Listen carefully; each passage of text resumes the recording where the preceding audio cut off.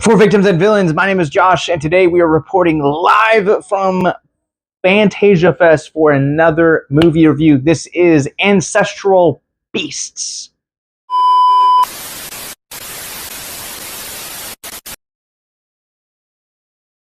Ancestral Beasts chronicles the depression of a young girl who returns to the site of her mother's untimely death by suicide, only to discover the manifestation of all of her mental health in the form of a physical monster. I've had the pleasure of covering Fantasia Fest for 6 or 7 years at this point. It is one of my favorite festivals to cover every year it comes around. There's always a little part of me that perks up with excitement.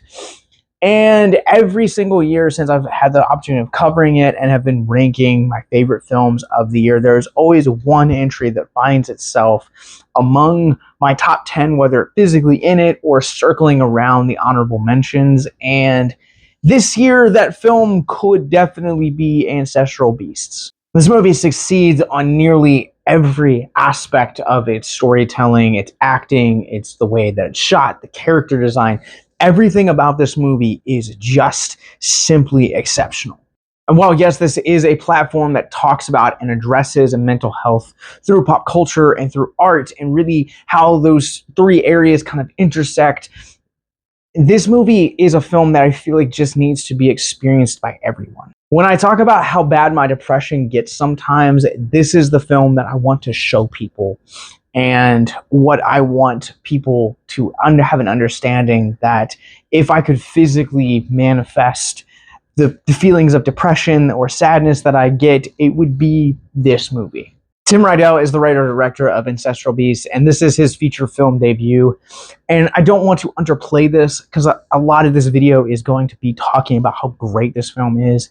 This film is one hell of a debut. From a narrative perspective, my only complaint about this movie is that I do wish that some of the relationships, especially between the sisters, was a little bit better developed or deepened just a little bit.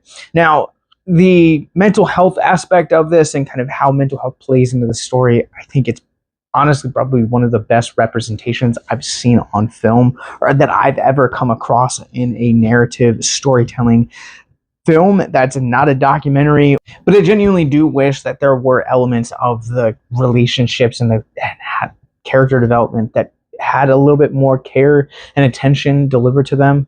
However, these things happen sometimes with first-time directors. Now, up to this point, Riedel has been working for quite a while. He has an impressive number of short films, television projects, as well as producing projects underneath his belt. But still, to have a film this good and a lack of character development in some characters and relationships be the only complaint that you have from a film critic, I genuinely think that speaks volumes to the quality of the film. And likewise, past Riedel's script and his direction, which are both impeccable, you have this incredibly moving, vulnerable, and honestly, I'm just going to say it, probably one of my favorite performances of the year with Morgan Holmstrom, who plays our lead Elise here. Holmstrom 100% elevates this film to new heights with a performance that is transformative, but also transparent. I think the pacing here is impeccable. Again, this film just can't do no wrong. I love this movie so goddamn much. Sorry. Trying to contain myself just a wee bit. In all seriousness, though, I think this film has truly excellent pacing. I love how the first 2/3 of this movie really have this tension and this mystery that's also kind of built into it. I think the fact that this movie shows the creature, the personification of Elise's depression as little as it does, I think is perfect for it, because it allows this room for interpretation, but also mystery to exist at the same time. And I think the two of those really kind of feed into the story beautifully.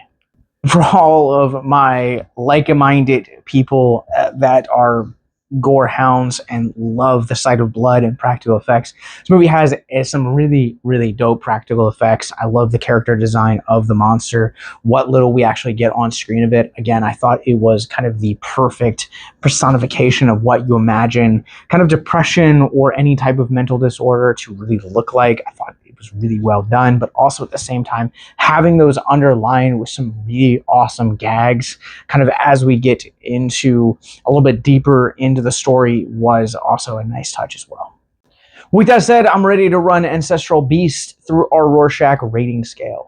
I'm going to go ahead and give Ancestral Beasts a 4.5 out of 5. Overall, I thought this movie is nothing short of exceptional. Morgan Holmstrom, our main lead actress here, is impeccable. The writing and directing from a feature film debut of Tim Riedel does an absolutely stellar job here. I love the script.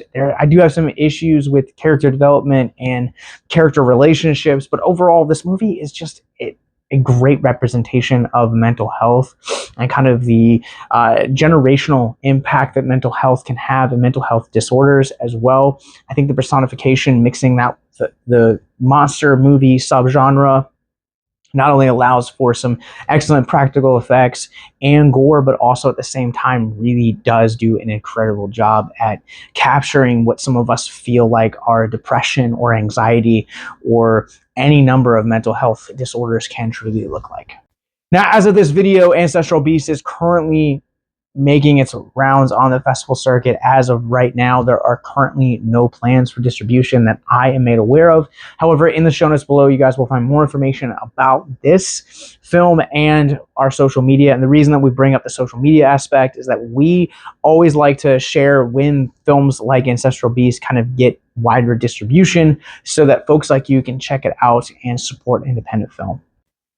If you or someone you know is currently struggling with suicide, addiction, self-harm, or depression, please consider the links in our show notes below and check out our mental health resource library. At the end of the day, this is the reason we create the content here that we create, is to remind you that you are not alone. Suicide is currently the 11th leading cause of death in the United States, and there are over 49,000 people that died by suicide. And for every one person that died by suicide, nearly 25 to 26 more people have attempted to take their own life. Once again, Ancestral Beast is an official selection of Fantasia Fest 2026, currently celebrating 30 years.